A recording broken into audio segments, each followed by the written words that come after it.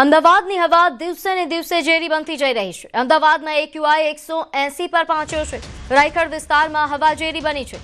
અસ્થમાના દર્દીઓએ વિશેષ કાળજી રાખવી પડશે।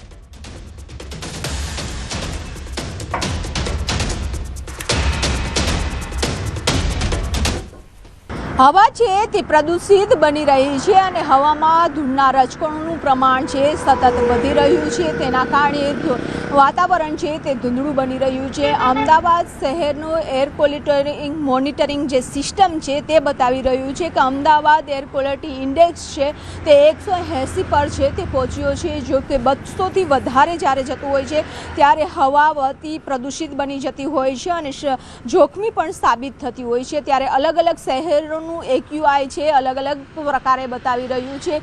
ખાસ કરીને દિલ્હીમાં પણ પ્રદૂષણનું પ્રમાણ છે સતત વધી રહ્યું છે અને ઉત્તર તરફના જ્યારે પવનો આવતા હોય છે તેની અસર પણ ગુજરાતના વાતાવરણ ઉપર થતી હોય છે અને ગુજરાતમાં પણ જ્યાં પવનો ડ્રોપ થતા હોય છે ત્યાં પ્રદૂષણનું પ્રમાણ છે તે વધી જતું હોય છે। અમદાવાદ શહેરના પણ અલગ અલગ જે વિસ્તારો છે ત્યાં પણ એર ક્વોલિટી મોનિટરિંગ સિસ્ટમ દ્વારા જે એર ક્વોલિટી ઇન્ડેક્સ છે તે લેવામાં આવે છે અને સૌથી વધારે પ્રદૂષિત એરિયા રાયગઢ છે તે બતાવી રહ્યું છે। એટલે કે અમદાવાદના જે પીરાણા છે રાયગઢ છે સહિતના વિસ્તારોમાં પ્રદૂષિત હવા વધારે જોવા મળી રહી છે। ત્યારે લોકોએ પણ તકેદારી રાખવી જોઈએ કારણ કે અસ્થમાના જે લોકો છે તેને ખૂબ જ મોટી અસર પહોંચે છે। સાથે જ આંખોની બળતરા થવી આંખો ડ્રાય થઈ જવી તેવા પ્રકારની ફરિયાદો છે તે લોકોને રહેતી હોય છે। ત્યારે પ્રદૂષિત હવામાં લોકોએ ખાસ કરી વિશેષ તકેદારી રાખવી જોઈએ।